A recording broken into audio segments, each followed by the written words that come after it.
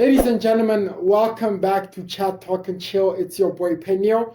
Welcome back for our first premiere of the year. I hope that you guys had a wonderful April Fool's Day and whatever holiday that you had. We're gonna start right now. I have a very special guest, but before we actually begin, I just want to remind you, don't forget to click the like and subscribe button. Drop a comment down below in the comment section and tell us what you think of the ideas that we're going to be discussing today. And thank you very much for watching the video. Share it with your friends so that we can get more, we can boost the algorithm and everything up. Follow us on Facebook, Instagram, and Twitter at Phenyo_SA23. We are also on Rumble at PCrazyNews. For today, I'm bringing a very special guest. He is a third-year communication student. He is a African philosopher. His name is Boikgantso.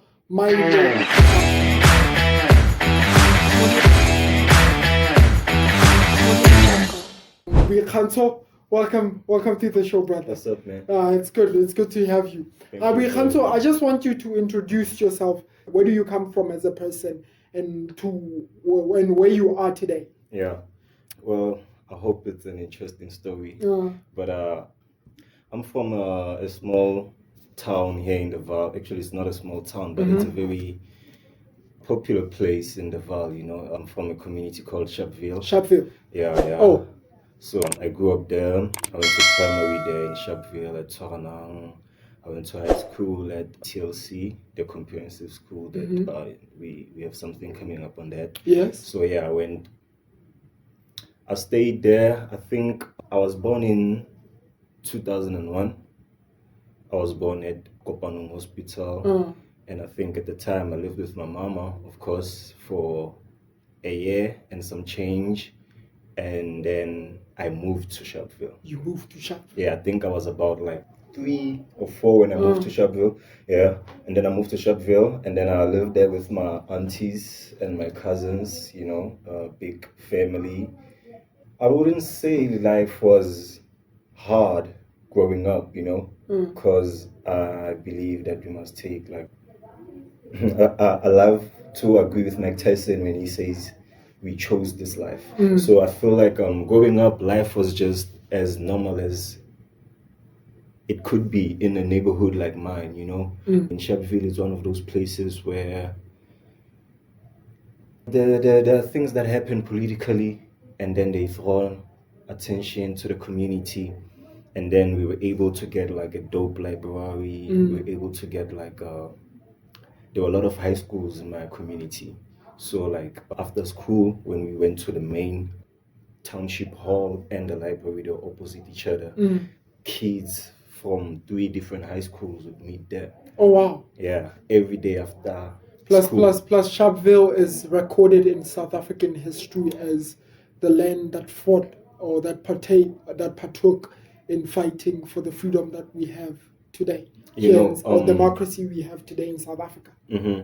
On that point, you know, not to deflect or anything, but it's crazy. I always thought about like people who are from Sharpeville will know this. Like Julius Malema. If you, if you come to Sharpeville, there were a lot of people in high school. When we went after school, we would go to the hall and we stay there and we just chill because there's free Wi-Fi.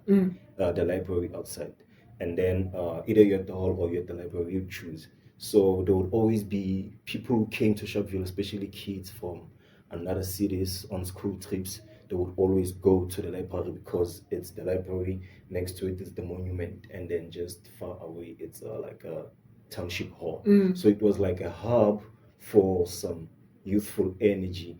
And the ironic part about it is that you speaking about fighting that happened in Sharpeville. The Sharpeville massacre that happened right at that place, at that area, because the opposite of the library, it's the old police station. So that land, I would say, it was a very special land of everybody who grows up in Sharpeville. I mean, I was from Tebogo, but I went to high school in a different side of the township, so I would walk about like 20 minutes from home to school. So I love the idea of hanging in that side and having different kids, you know, from different high schools and just sharing ideas and Do trying to live you this life. do you then think your community is the same prior to what it was when you were young to what it is actually right now? Do you think it's the same community? Is it better or is it like ruined? Are the people's characters the same as they were back then? Is there anything happening that's different out there in Sharpeville? I wanted to get on that point. I'm glad that you asked that question, because here's the thing. Sharpeville, when these political scenes happened, it got attention, but I feel like it didn't get economic substance. It still wasn't able to, after the whole chaos, even after 1994. I feel like Sharpeville right now is supposed to look like Soweto or something, because I hear that Soweto it's better looking, even if it's a township, but because Mandela was there and not. Yeah. So things, I feel like, but I'm speaking from my own point of view, things are still the same or rather worse, because when I was in primary, we had people who were dying from drugs. From drugs? Yeah, we had people who were dying from Nyaupe at the time. I think Nyaupe glue in primary school. Nyaupe and glue. Like as in like actual death, like heroin. Yeah, because niggas get addicted to this shit and they skip school. So in primary, I only knew a few drug addicts from my neighborhood or from my school, the ones that were my age. In high school, I started seeing more people dying, especially the people who were real dog. I don't want to lie. For me, I feel like drugs, it's one of the things that is most probably used by the system to destroy us, but in a very recreational way, like it's very hidden. But my point is this, like by the time I left high school, I would see girls doing 8th grade doing like heavy drugs on school premises, like crystal meth. Crystal meth. Yeah. Oh, I saw and girls then doing crystal you meth. yourself then, how did you survive within that specific environment? How did you become different as you are a person by yourself? I think what made you different from everyone? First thing that comes into my mind is my parents, but let me put it very specifically. I feel like we all have a purpose in life. Some people might say, now my life is purposeless and stuff, but if you look for it, you'll find it. So I have to give credit to my aunties and my uncle.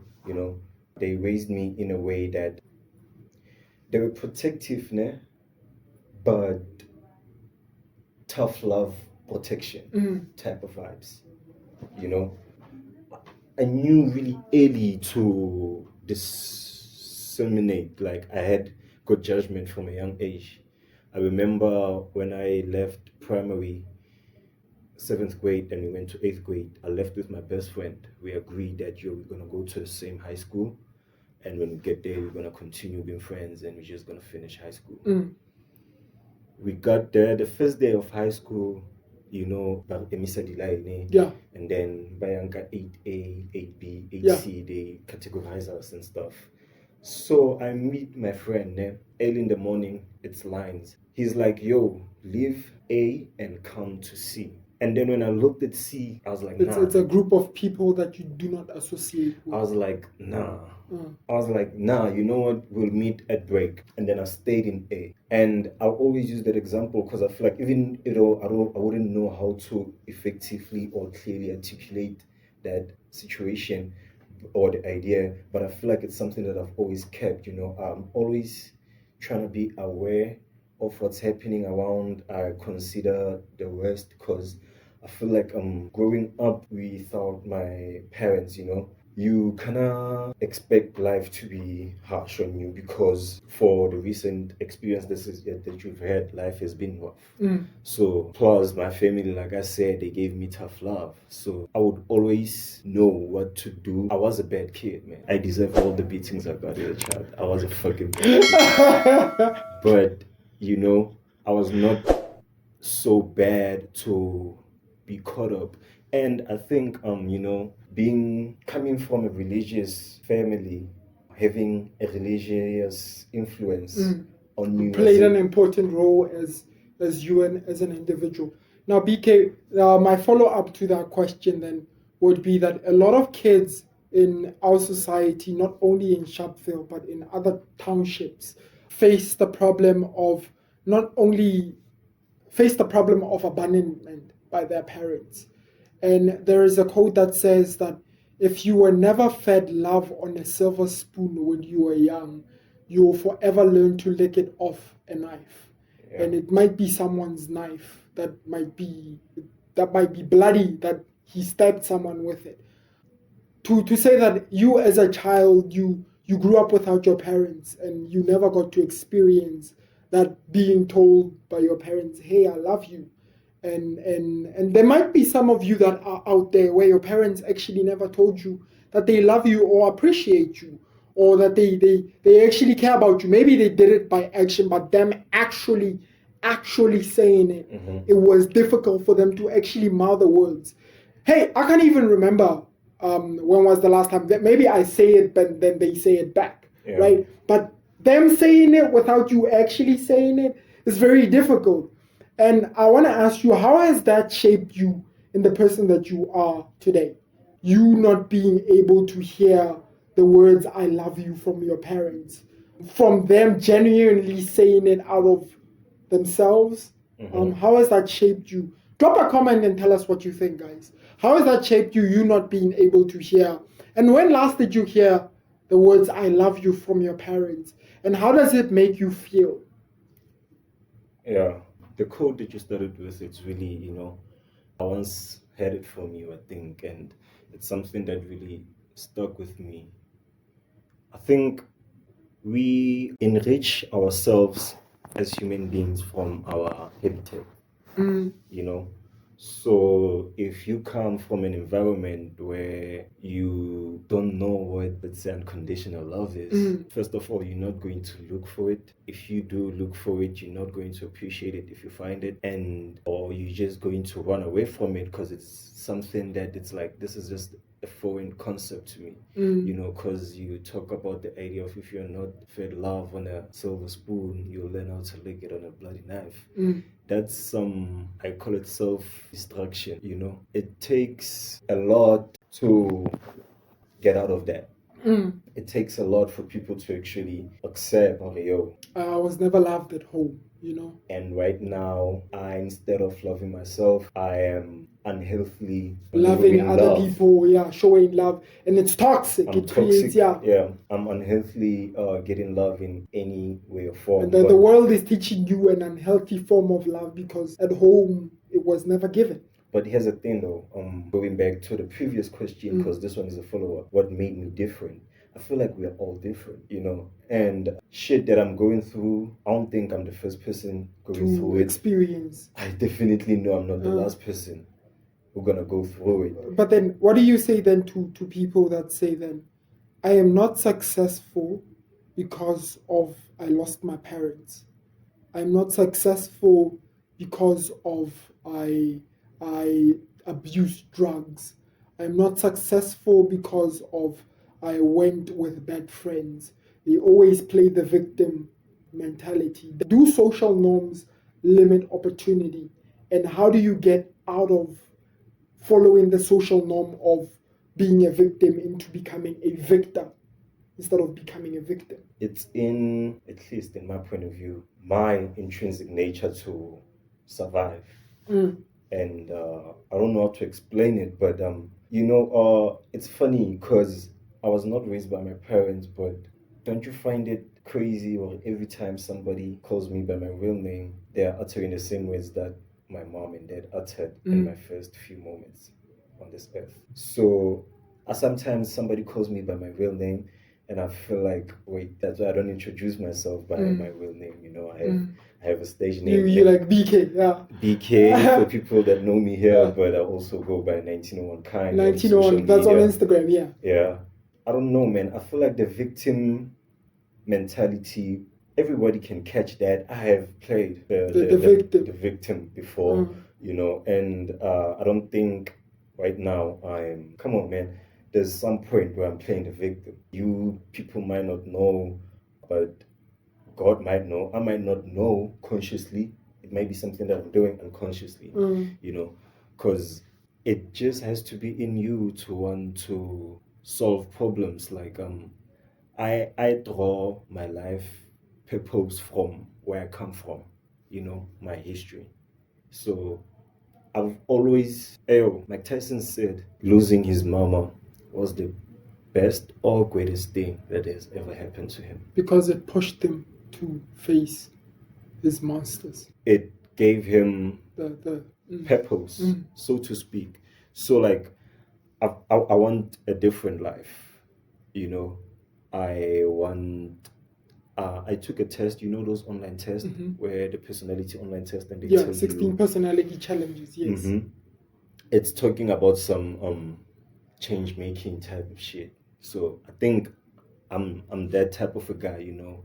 I want to bring about change. I have to bring about change. I feel like and it's very crazy because energy doesn't lie.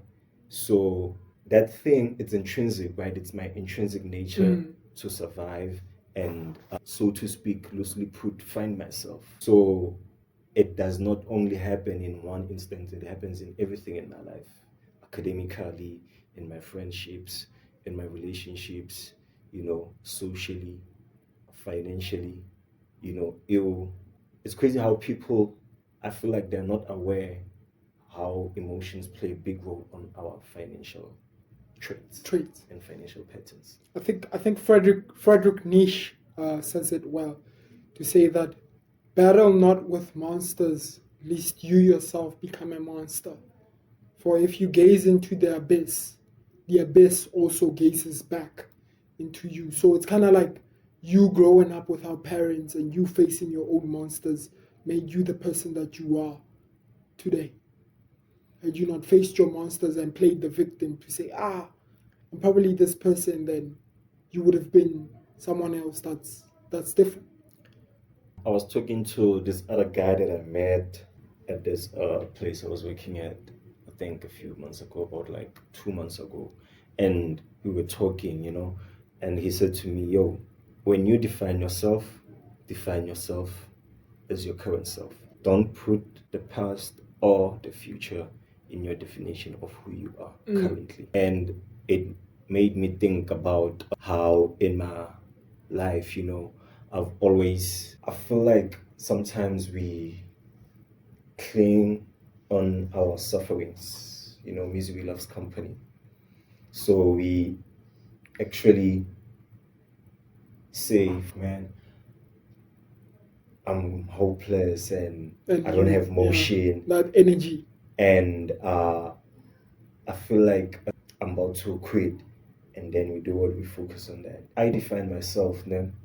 I'm starting to make sure that I don't involve, you know, my parents' departure, but I can involve their, you know, engagement in bringing me to earth.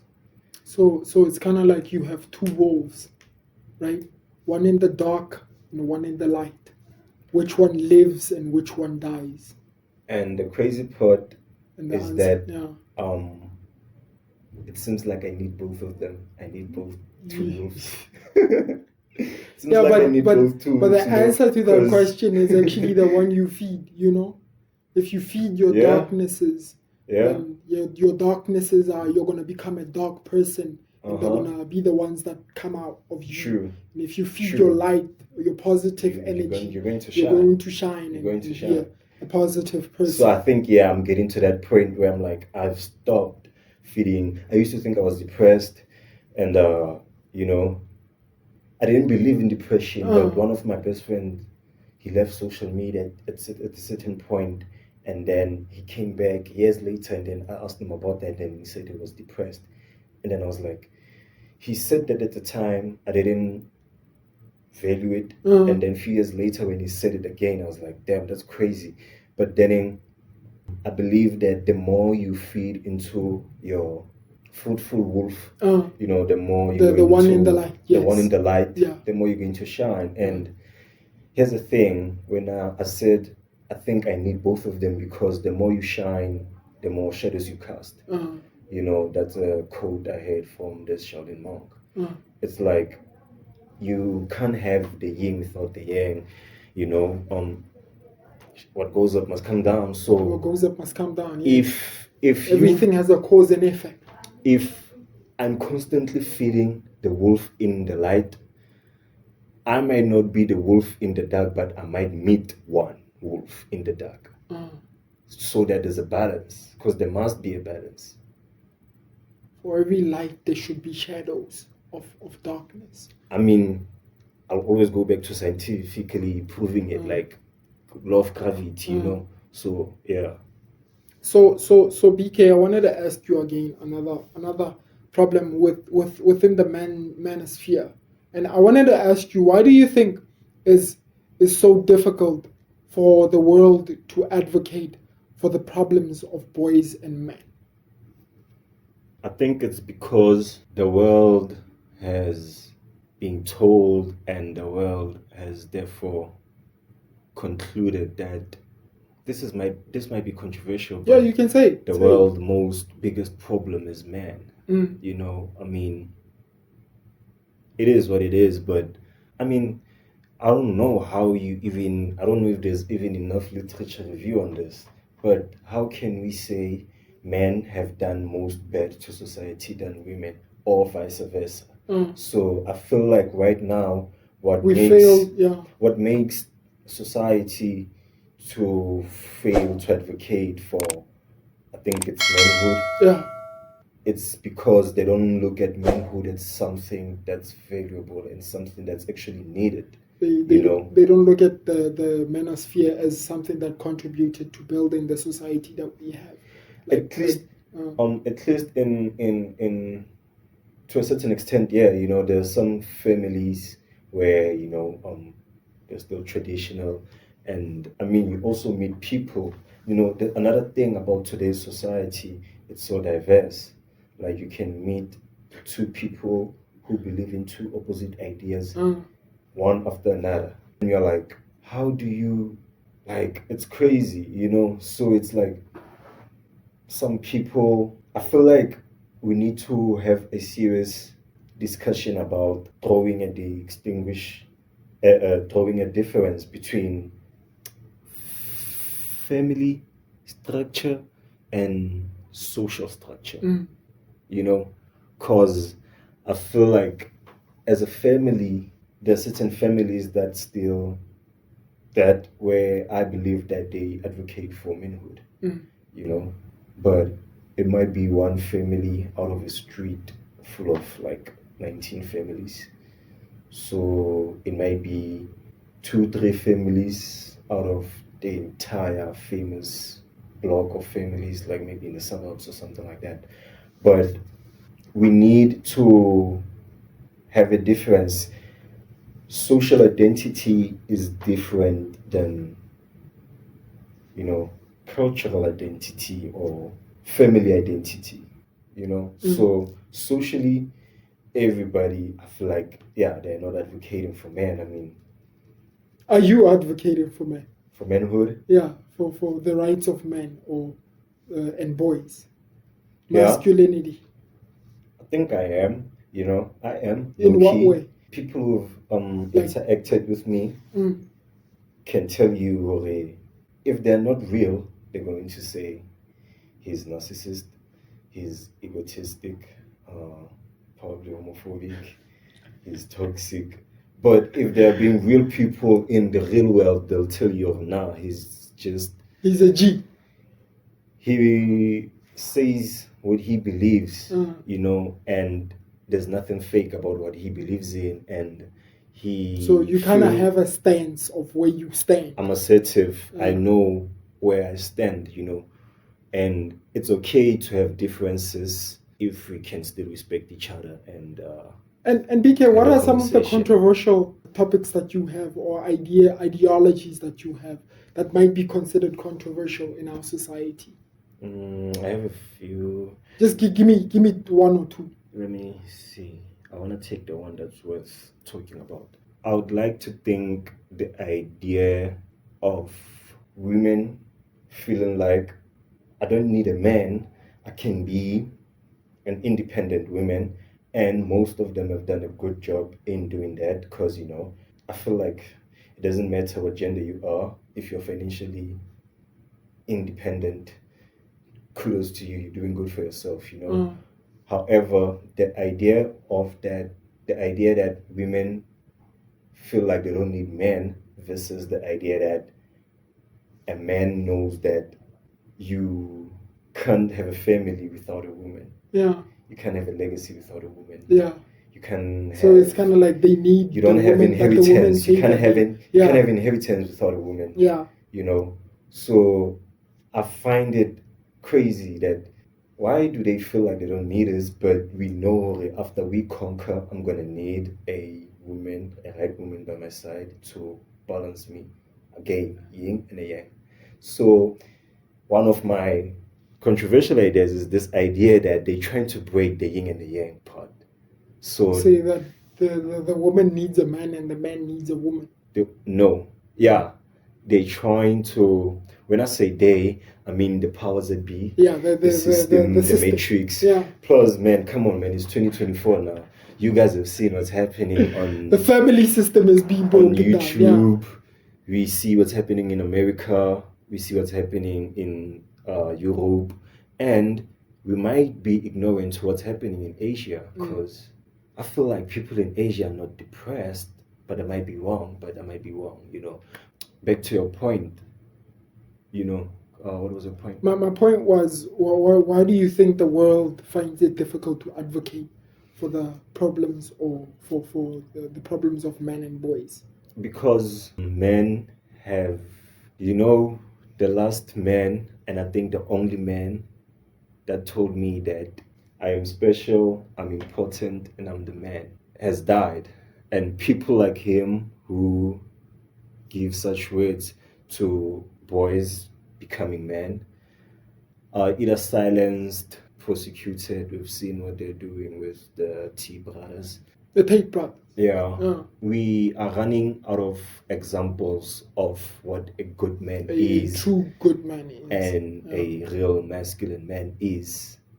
But I feel like the world is too big, man. Now, I want to ask you, can someone be a man and not be masculine? Or be masculine and not be a man? Or in order for you to be a man, you need to be masculine? This is where now I think knowledge comes in. Yeah, I think this is where knowledge comes in, and it plays a very, very big role, because if I'm going to answer that question considering culture and diversity, considering understanding the cultural world. Let me hear what you think. It turns out we can have a person be masculine and not be a man. But then why do we touch masculinity to manhood in the first place? That's a man is masculine.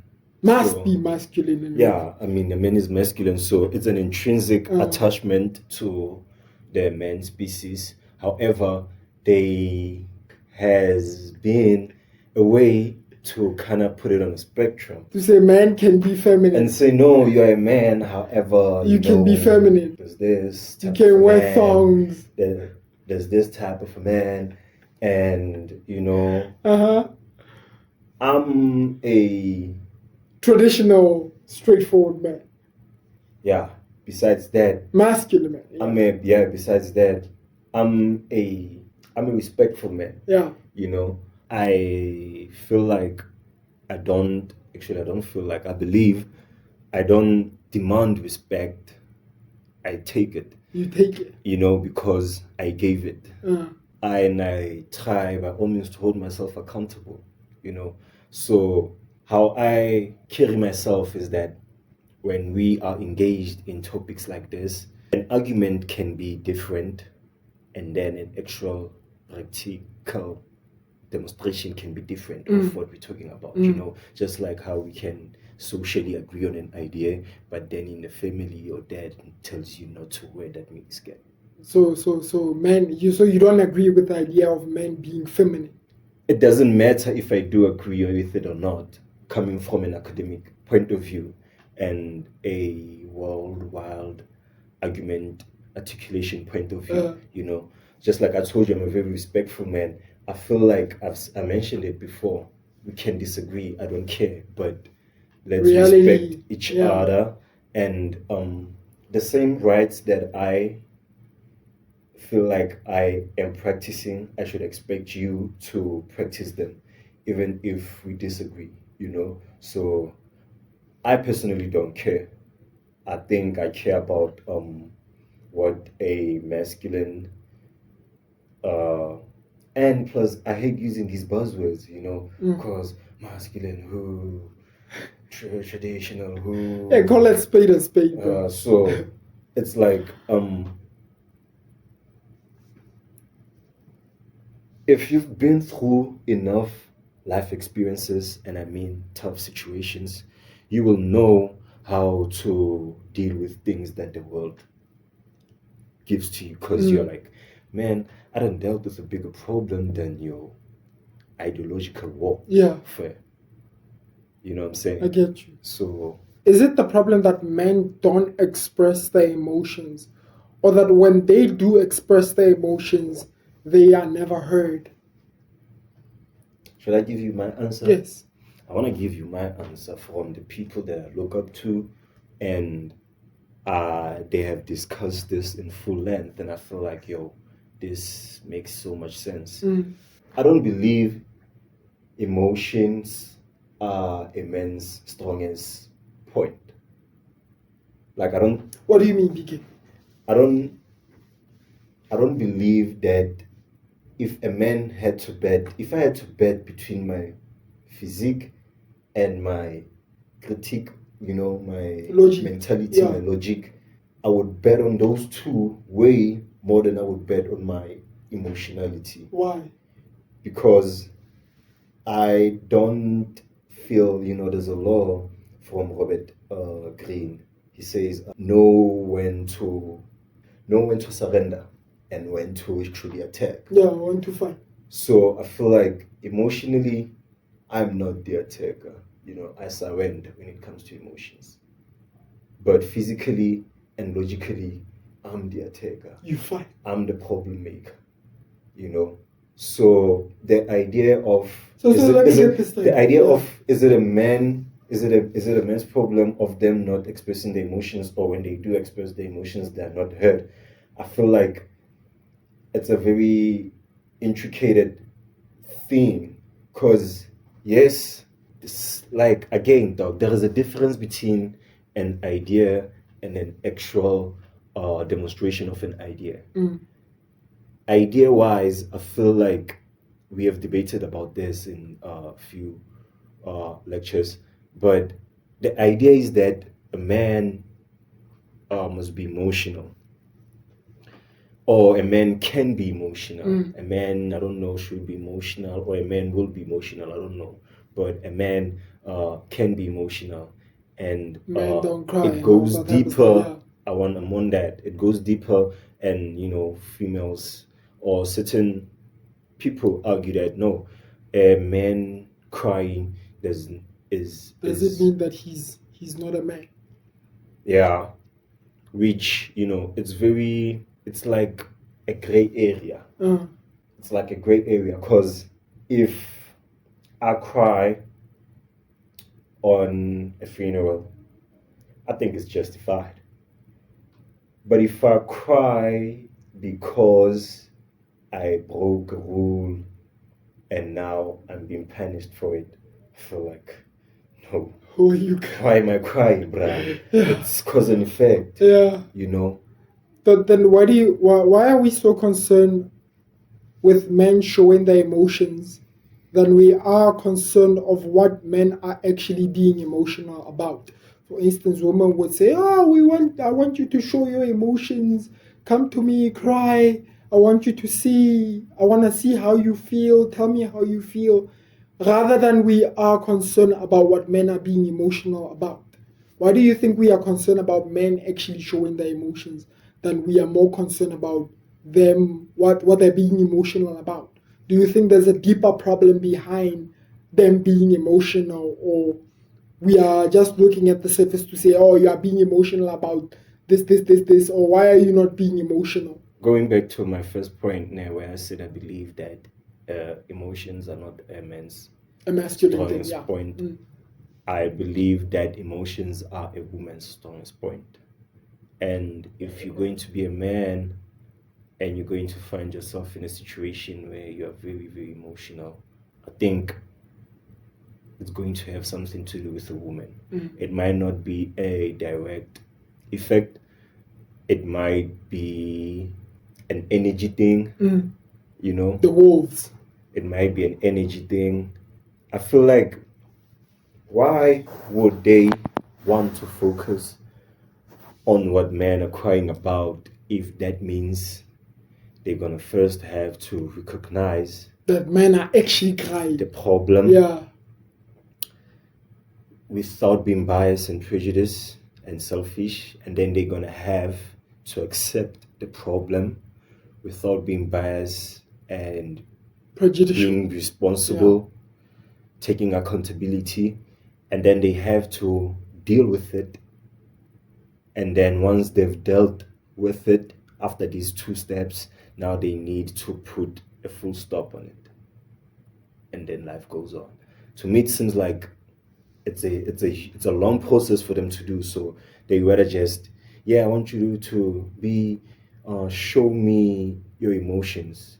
And then it's like, okay. After you show the emotions. After I'm showing your emotions, they run away. Are you going to heal me or bring me scorch up, you out or with a knife again? Or you're going to do the opposite, Like, are you going to feed my emotions? So from an energy point of view, if I'm stranded in life and I'm going to my girl and I cry, I need her to have a strong spiritual ability and emotional ability to kind of have my back, because I'm lacking clearly emotionally. So I need her to cover me.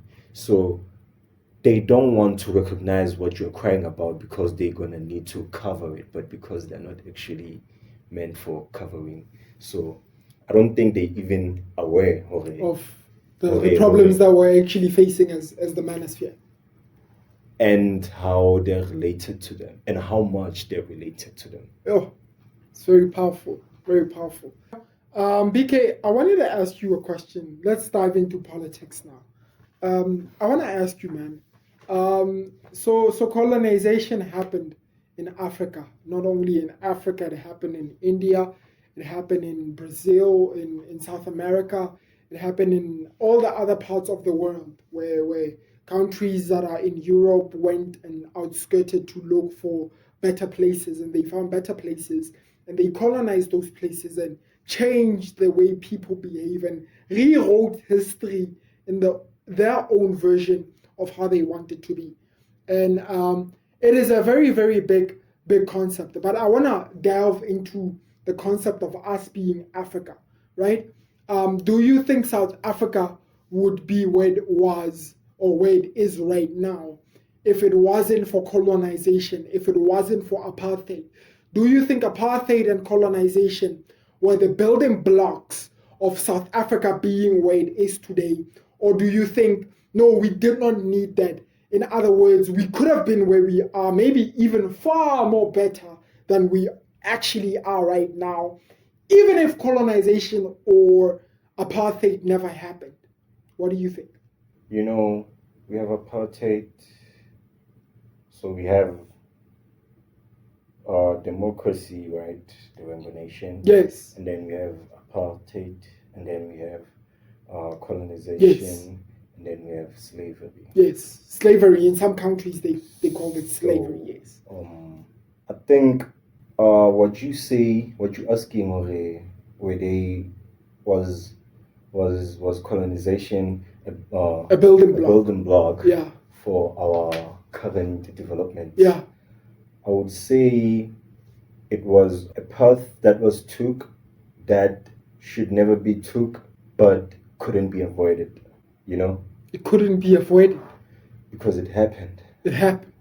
I mean, if from today, everything that happened yesterday and going back, it doesn't matter. Why? It happened already. Well, we can deal with it and try to, Reconcile and blah, blah, blah, blah, blah, blah. But what I'm saying is there is a strict difference between something that has already taken place and something that's taken place and something that should, must, and will happen. So I wouldn't say it's the building blocks, because the building blocks for me, it says it's a sustainable foundation. Yeah, it was an important step for Africa to be where Africa it is today, or we didn't need it at all. But then if you're saying that we didn't need it, where would we be if it wasn't for colonization? Considering that they brought industrialization and modernization to Africa, but yet we still lost some African concepts or African philosophical fundamental basis of knowledge and wisdom. We didn't lose them. You can kill a person, but you can't kill an idea. Yeah. You can fight, kill, corrupt, manipulate people and things because of ideas. The idea that industrialization, westernization, and modernization was a highly required element of African development is a shit show. That's BS. When there's a book by PBD, he says choose your enemies wisely. As an enemy or as a warrior and preparing myself to choose an enemy, I wouldn't choose capitalization. I wouldn't choose industrialization. I wouldn't choose westernization and modernization, especially if I'm strictly concerned about my articulation as an African, who I am and what I am. Yes, technology is the new money. Yeah. Yeah, but would we have it? Technology is the new money. But people were commodity at some point. So just because today's commodity is digital doesn't mean it's right or wrong or it's the future. For sure, even when slavery happened, the people who were actually doing it, who were policing it, they were like, this is the future, man. It's good for you. This is what we gotta do. Yeah.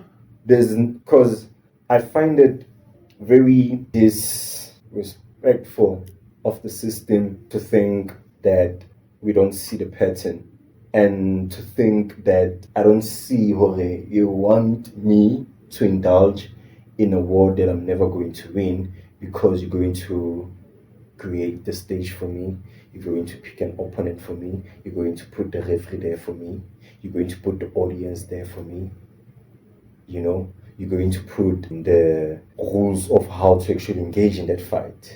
You're going to take decision making in each and every step of that fight. Feel like it wasn't a fair fight for you because you were limited in terms of what you could think, what you could do, what you could say, what you could basically work on, because everything was their rules but your ground. I would say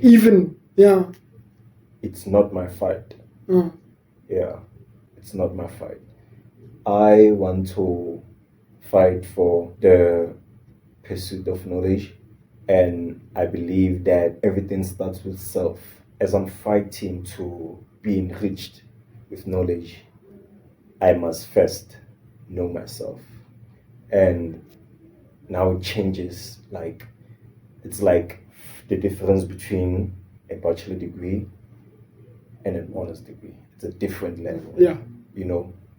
Because you can chase knowledge and want to be knowledgeable in this universe of ours. Yeah, but don't you think that's the system that colonialism created for you to get those bachelor's degree and an honorary doctorate or an honors? The system did, but the system, it's not God. You know, we are plugged, but we are not literally plugged. I mean, if they want to, in the Matrix, if they want to kill you, they just unplug the thing and you die in the Matrix. They unplug you from the motherboard and then you die from the Matrix, the mental enslavement. So the system in this case, in the human case, is not the overall, kind of, what do they call that guy? Coordinator, the guy who created the Matrix, you know, Neo met him at some point. The system, it's just the agents. And then we have the actual creator of the Matrix, who is very surprising because I feel like you'll never know who's behind the whole entire system of colonialism. Because here's the thing, man. Slavery happened, people were enslaved, and they beat slavery. Who coordinated that? Who made sure that we beat slavery? If slavery was actually conquered, and then moving to colonization, and then colonization was conquered. Yeah. Who coordinated that? And then to apartheid being conquered, to us now being in a democratic world. But we see now with our current state in South Africa, even if we have democracy, politics might not be our strongest point too. Politics. There's no. I mean, hey man, it is what it is. At the end of the day, it's politics. You know, like I was giving you an example of niggas from LA. It's politics at the end of the day. But I don't think it's a good idea to follow the enemy's bait. Like, I see you trying to catch me, and to a certain extent you are going to catch me because right now, if I violate a certain rule, I might be kicked out of the academic system, and that might be on my record for the next blah blah blah years. So if in a court of law it's proven that I am guilty, I might not have the chance that I'm having now to be here. So I don't think it's a good idea to fight battles that you're not going to win. In my endeavor to know about myself, so that once I know about myself... But how can you know about yourself if you don't know your past history? Because at the end of the day, my past is my past. I feel like there's much more to learn. Yeah, but don't you learn from the past though? To say, oh, I did this in the past. I'm not. But do you understand, Jorge? Time is always moving, right? Yeah. So 1 minute ago, it's past. So you see how the current can move from being current to the past, and how the current can move to be in the future. Because right now, we know in the future, we are going to stop this recording and continue with other things in our lives. But it hasn't happened yet. But it's going to happen in the near future, you know. So there's there's a limit. You can't just say the past. It's very broad. Like yesterday, it's in the past. A minute ago, I believe it's in the past. So in that same explanation, the current now, it's the most important moment. I feel like what I'm doing now in this actual minute will have an effect in the coming minutes, future, in the coming few minutes. So I feel like currently we're too focused in the past. We should move forward to the now and the future. Time is moving fast. I mean, it moves by a minute. That's just 60 tenths. But then, what do you think about the concept of people decolonizing from the system that was back then? Or should we move forward and carry on with this system? There's no need to decolonize because we lost everything back then. So carry on with what we have. I think everything starts with self. If you feel there's a deep need for a decolonization of a certain idea, practice, or whatever, you're gonna have to start from you within, because that's the closest point you can get. So if you are free from westernization and free from mental enslavement, then you can now free a system. Can you elaborate what you mean by mental enslavement? Elaborate on that. How are people mentally enslaved? People still believe, nada, unpopular opinion. But hey man, this is YouTube and free speech. People still believe grant is a good thing. Social grants. Yeah. People do believe that public schools are good, public hospitals are good, public roads definitely not good. Yeah. Specifically in South Africa. Because this is where we are. In terms of sustainability and long-term result, the things that I've just mentioned, they're not going to work in our favor, because I had to take 2 years to unlearn things I can move to the next place. You can move to the next place. So I needed to, it's not a waste of 2 years, but it's like I was 2 years behind, because instead of from the previous year, I did whatever I had to do. I needed 2 years first, and then from the 2 years, I can now do what I want to do. So you see, now it has cost me 3 years to do what I want to do, because in order for me to do what I want to do, I need these 2 years first of decolonization, and then after that, I'll then do what I want to do. So time is currency, clearly. You need to start with self, because if you decolonize the system, where do you start? That's the big question. To say, okay, fine, if we decolonize, right?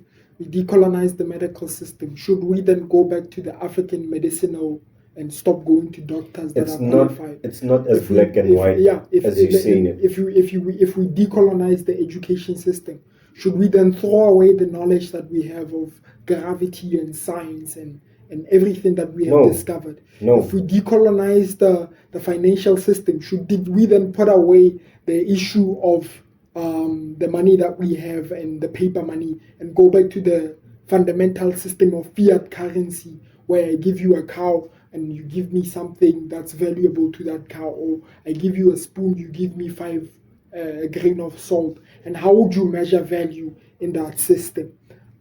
What do you think? Do you think there's no point in us decolonizing, but rather we should move forward in the system that we have in order to pursue the future? What do you say?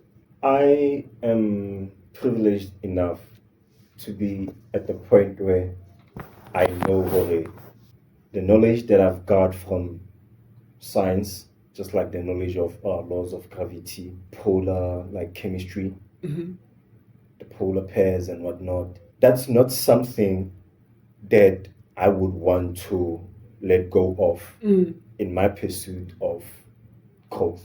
It's clear that it exists and it works in my benefit. For everything else, that's clear already.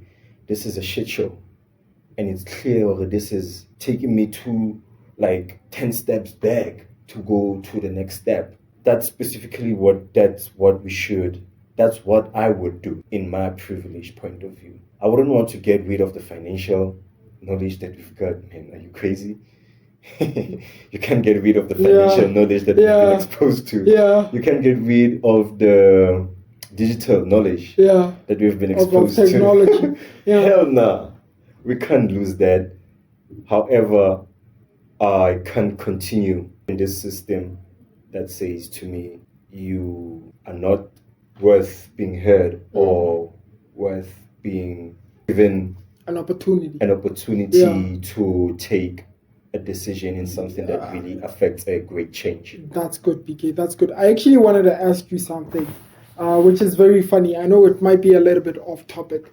It's the concept of money and finance, right? For people that say, money is the root of all evil, money is bad for you, money corrupts you, money changes you, and all that type of stuff. Do you think money can buy happiness?